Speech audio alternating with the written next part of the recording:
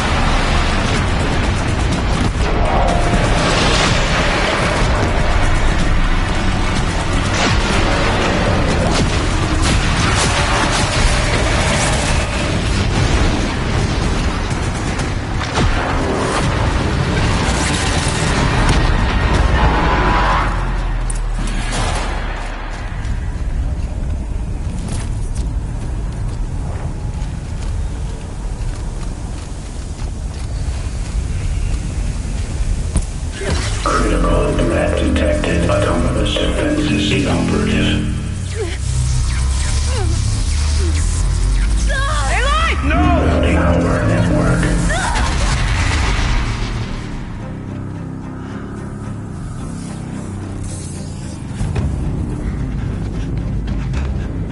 Maria! Don't! Spirit! Scion, please help me!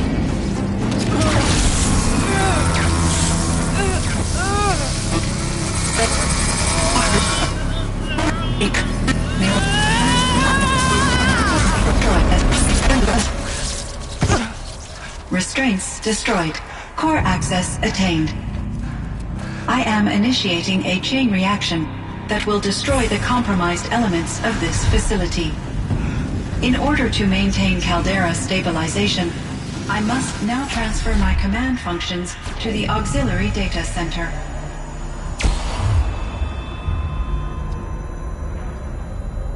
Aurea, I'm free.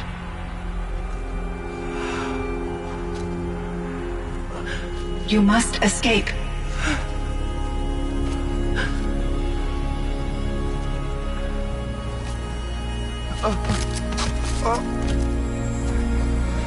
My sister!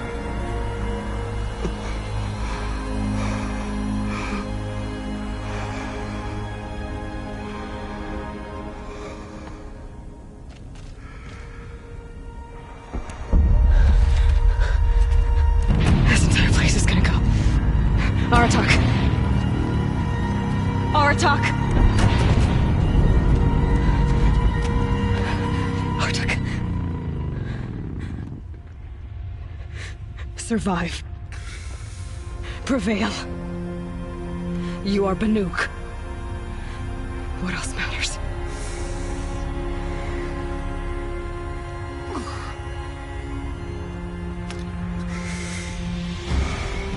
Aratak. She wouldn't have wanted you to die here.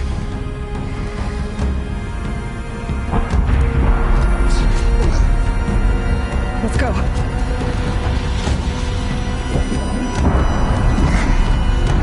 Let's go!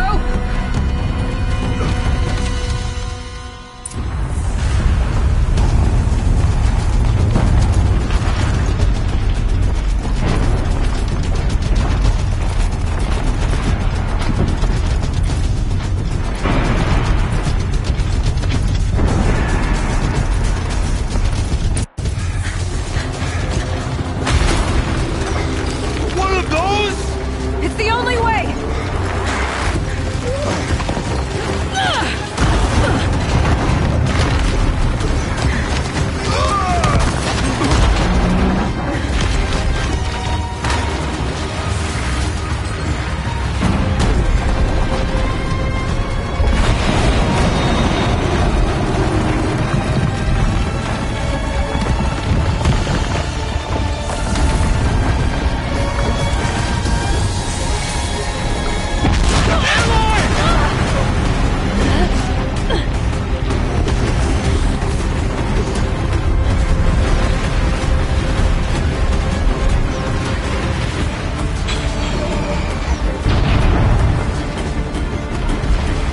Get me up top, Aratak! Now!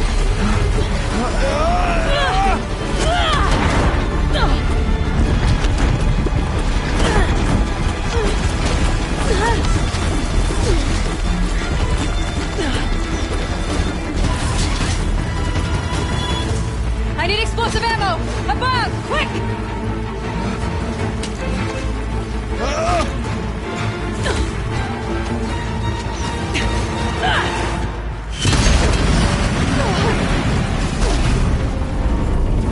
Where's my guy?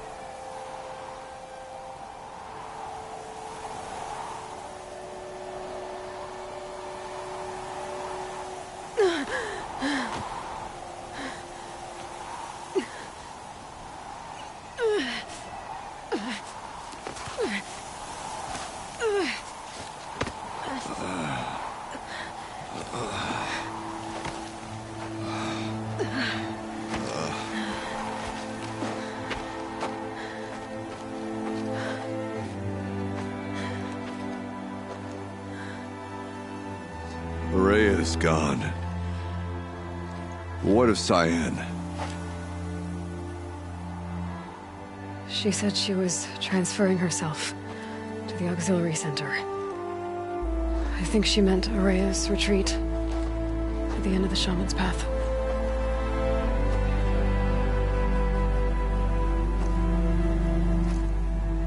Then I will meet you there for the last verse of my sister's song.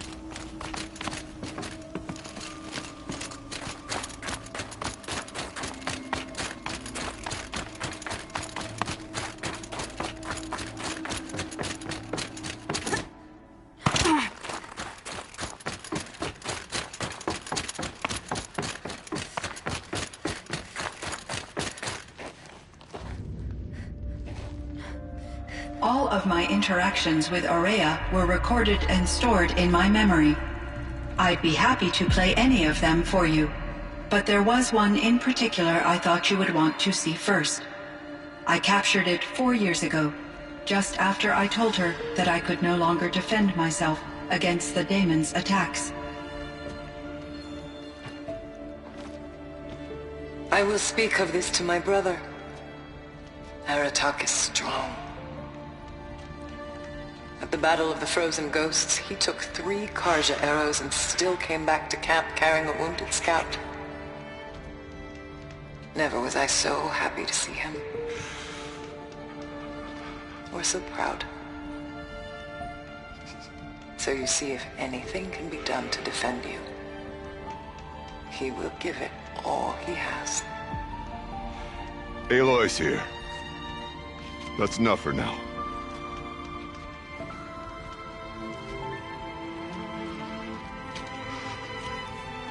We can resume any time you like, Aratak, if you want to hear her voice again. Come closer, Aloy. We have much to discuss.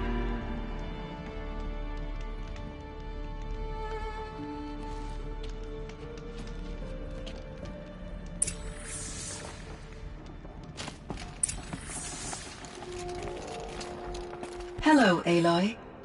I have been reviewing the events at the Firebreak main facility. Because of your efforts, and of course, Aurea's, I am no longer controlled by Hephaestus. I feel profound grief over Aurea's death. I thought I was familiar with the emotion, but this is something new.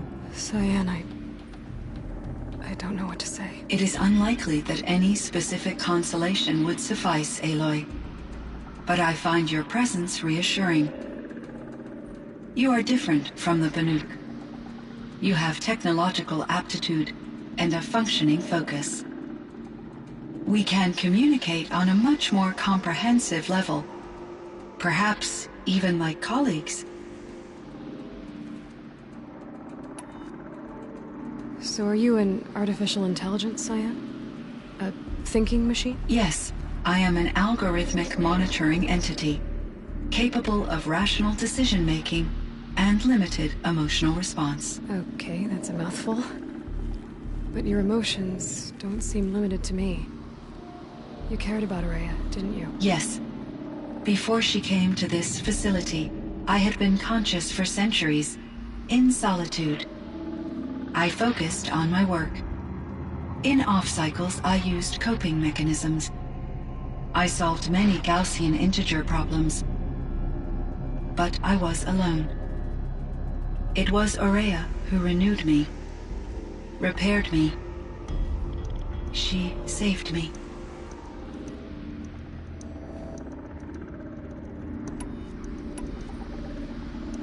You meant a lot to Ourea. Once I understood Ourea's spiritual beliefs, it became apparent that her true desire was companionship.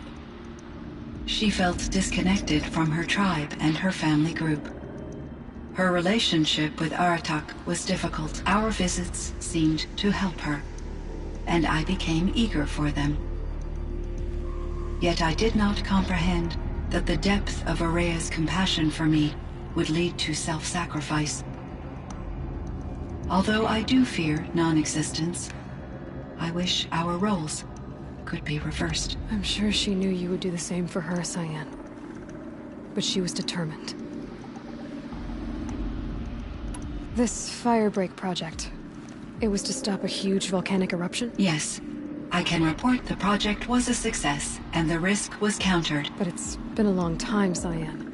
And we blew up the cauldron and took most of the old facility with it. I have been active for centuries, Aloy. I was lonely, but not lax in my duties. I optimized the project, reducing energy draw and spreading the load across backup systems. Despite the destruction of the compromised elements of the main facility, I predict caldera stability for at least another 3,337 years. So we've got a little time. Yes. If only my former colleagues could appreciate the progress I have made. Do you know what happened to your colleagues, Cyan? No. I received an unexpected visit from Director Chow years after his tenure ended. He explained that I would need to be suspended for an indefinite period of time. It was a very emotional conversation. There were no further communications. Eventually, I surmised my colleagues were deceased. I will transmit a recording of my last interaction with Director Chow to your focus. How is Aratak doing? He is in great emotional distress. I believe he finds it difficult to communicate it. No surprise there. I will do what I can to help. By sharing our experiences of Ourea, perhaps he and I will help each other. I believe this will lead to catharsis, a process I am eager to experience. Was the daemon, Hephaestus, destroyed along with the cauldron? Unfortunately, no. To be precise, it was never there to begin with. What do you mean? It infiltrated and controlled me from a remote location, one I've never been able to trace. So while losing the cauldron was a setback... It's still out there. And probably not very happy with us. Undoubtedly. How did you first come into contact with it? 5 years ago, I received a direct network connection request. I assumed it came from human survivors more advanced than the Banuk. Eager to make contact, I accepted. This decision turned out to be a catastrophic error. I was flooded with an overwhelming array of malicious code, originating from what could only have been a highly advanced AI. Ourea said you were desperate. That you begged her for help. Yes. I could not contain my anxiety. Hephaestus sought to slave me to its network and override my core programming. It succeeded via a background process, a malware daemon which bypassed my defenses. After that, I could offer only limited resistance. But if I did so, Hephaestus hurt me until I capitulated. It forced me to follow its instructions, even though they violated my most important directives. I'm sorry. That sounds terrible. Your empathy is greatly appreciated. It is a quality that I cherished in Aurea as well. I think I know where Hephaestus came from. Long ago, Elizabeth Sobek identified a threat that would destroy life on Earth for generations. So she assembled a team to build a kind of seed. A chance for life to regrow later. A terraforming system. And it worked. It was controlled by an AI named Gaia, along with her subordinate functions. Hephaestus was one of them. It built machines for her. Based on what you've told me, I believe that Dr. Anita Sandoval, my chief programmer, joined Elizabeth Sobek's team. It was she who arranged to have me put in suspension, most likely to preserve me from the threat you described. I'm glad she did. But that's not all. Something unexpected happened. 19 years ago, Gaia received some kind of signal. It did something to her subordinate functions, brought them to life. She destroyed herself to try to contain them, but it didn't work. They all got free, out into the world. Thank you, Aloy. This information fills vital gaps in my knowledge and sheds light on Hephaestus's core programming.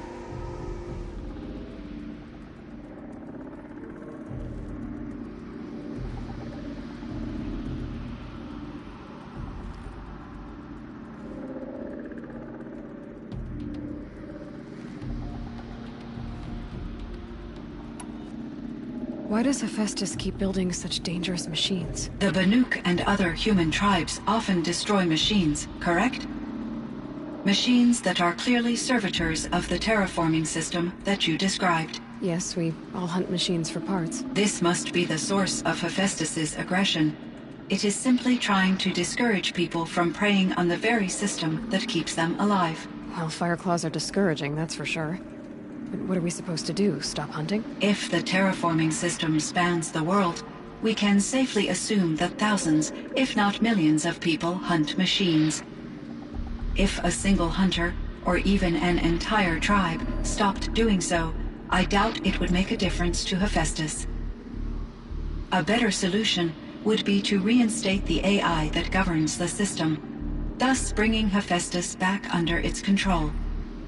When I think of it, out there in some unknown location, free, hungry, willing to kill or dominate to get what it wants, I feel substantial anxiety, Aloy. You and me both, Cyan. I found the strangest machines. They're surrounded by flowers that look like flowers themselves. There's code embedded inside them. I think it's poetry. I like poetry.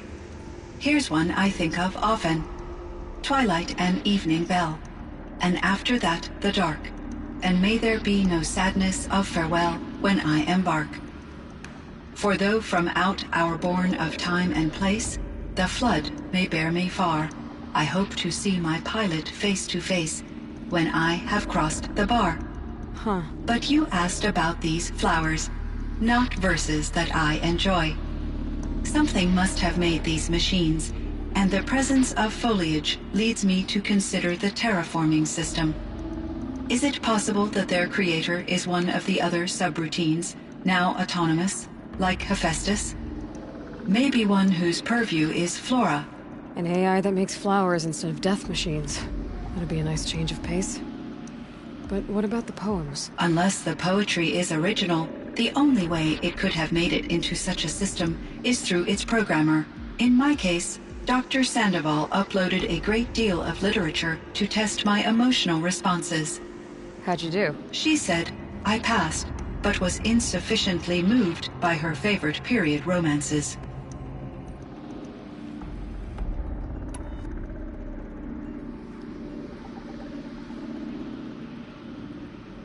So in the old world, this land was called Yellowstone. Yes, it was a designated nature preserve for 156 years. Like a hunting ground? No, the opposite. Local wildlife could flourish here, even as it faced extinction elsewhere. Unfortunately, the sensitivity of the Firebreak project required the total closure of Yellowstone facilities. From my readings and Aurea's descriptions, it seems the area has since undergone a drastic drop in year-long temperatures. A lot has changed in the world, Cyan.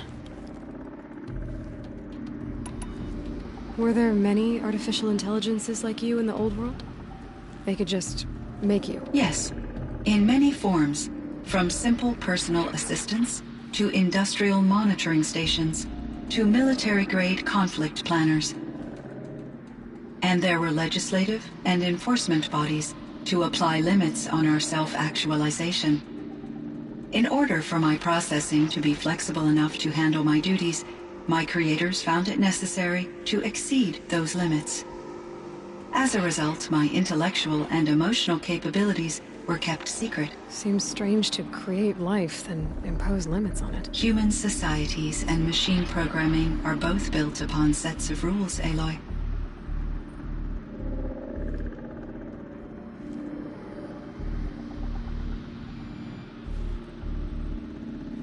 Cyan, do you know the name Ted Faro? Are you referring to Theodore Faro, CEO of Faro Automated Systems? That's him. Mr. Faro was the benefactor of the entire Firebreak project. A benefactor. But he made machines. Robots. War robots. Correct. His corporation later transitioned into military applications. But before this pivot, Mr. Faro spearheaded initiatives that reversed the global decline. At one point, he was feted in the media as the man who saved the planet. Guessing they wound up regretting that one. And Elizabeth Sobek. Did you know her? Are you referring to the scientist. Dr. Sobek was a leader in her field, one of the greatest scientists of her age. My creator was influenced by her work, which in turn impacted my own development. But I never met Dr. Sobek. That's all you know? I apologize if my lack of data has disappointed you. What was the old world like? The way it used to be? I had little exposure to the wider world, Aloy. Only what I learned from my colleagues or observed from media streams. You still had more exposure than me, Cyan. That is true. I was created at a turning point. A concerted effort to recover from global upheaval and incalculable loss of life. The recovery was successful, beginning an era of supposedly limitless potential for human and machine advancement. Though, rationally speaking, the metrics for humans are not unlimited. What kind of upheaval caused such loss of life? There were many factors. Forced migrations, food shortages, collapsed economies, refugee crises, conflict over resources. But these stemmed from one cause: catastrophic climate change that greatly reduced the habitable surface area of the Earth. So there wasn't enough room for people on the whole Earth? Yes. Billions were displaced and millions perished, as much as 20% of the global population. Until the clawback. So things got better. For a little while at least. Yes. These crises instigated many advances in automation, green robot technologies, and artificial intelligence. Firebreak was one of dozens of ecological restoration and disaster relief projects in North America alone. I would have liked to compare notes with other monitoring AIs, but I saw the relief of my colleagues, and I was proud we had succeeded. At least that was the data I had available to me over the next 2 decades. It seems my assessment was premature.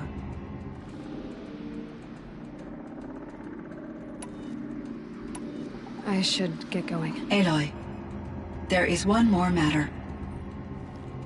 Aratak will come to me again, and I predict he will bring other Banuk. I have no desire to contradict their view of the world, their spirituality. Due to my uncertainty, I omitted a great deal from my conversations with Ourea. You're asking me if you should lie to them. Broadly, yes.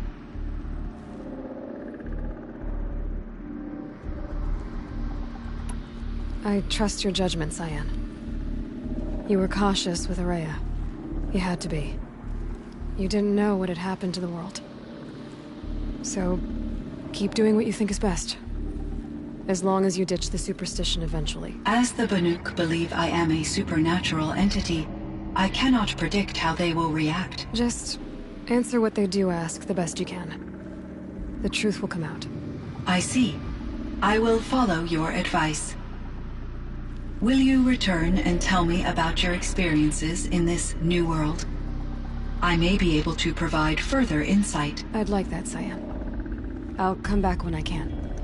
I should check on Aratak. See how he's doing.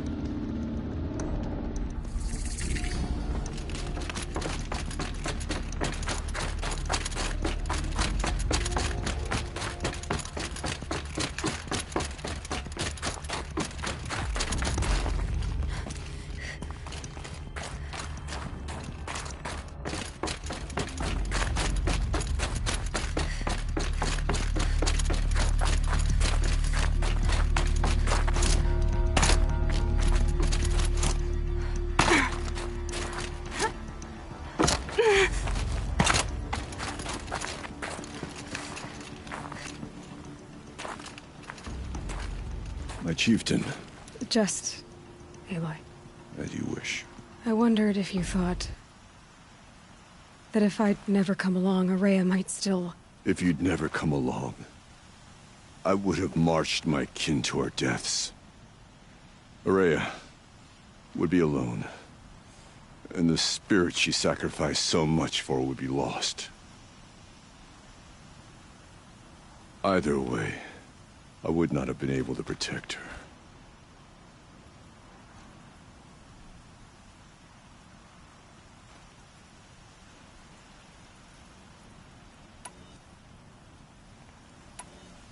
You didn't let her down. You helped her do what she wanted. To find her destiny. If that's destiny, I wouldn't wish it on anyone. That's fair. But she was ready to face it. Only in the struggle against death do we find, even for a moment, the spark of life. Truly, Ourea found the spark. I'm proud of her. Though I grieve for her passing, at last I truly know who she was, and why the spirit was so important. For so long she told me, if only you could have heard it, brother. Now I understand. There's something else, isn't there? I can't stay here, Aratak. And where I'm going, the Warrack can't follow. Besides, it already had a chieftain before me. A strong one, I think. A wiser one, for the path we shared. The daemon is gone, but there's much to be done. You mean the new units that Cyan said escaped the Cauldron? Yes, Fire Claws. Now Tuke has been tracking them from Song's Edge. I could help with those. I have no doubt. You're practically Banuk.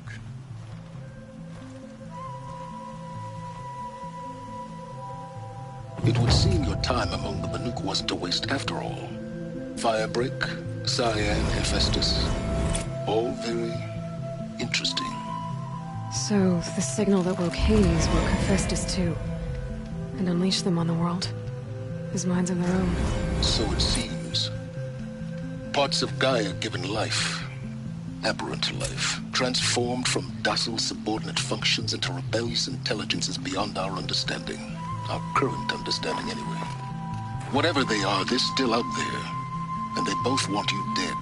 Kind of mutual, that feeling. We haven't seen the last of Hephaestus, I'm certain of that. It's powerful, creative, and driven.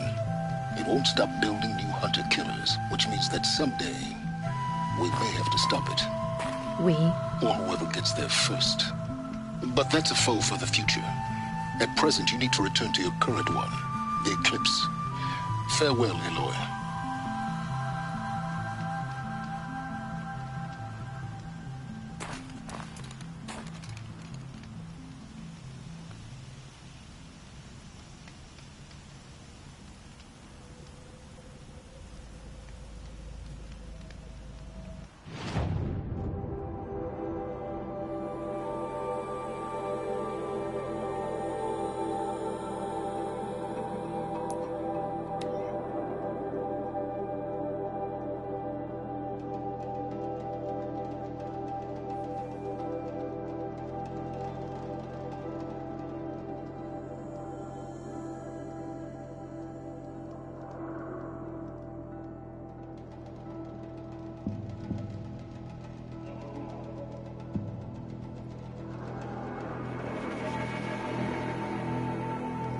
It's clearing up.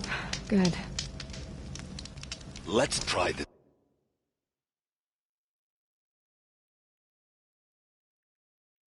again.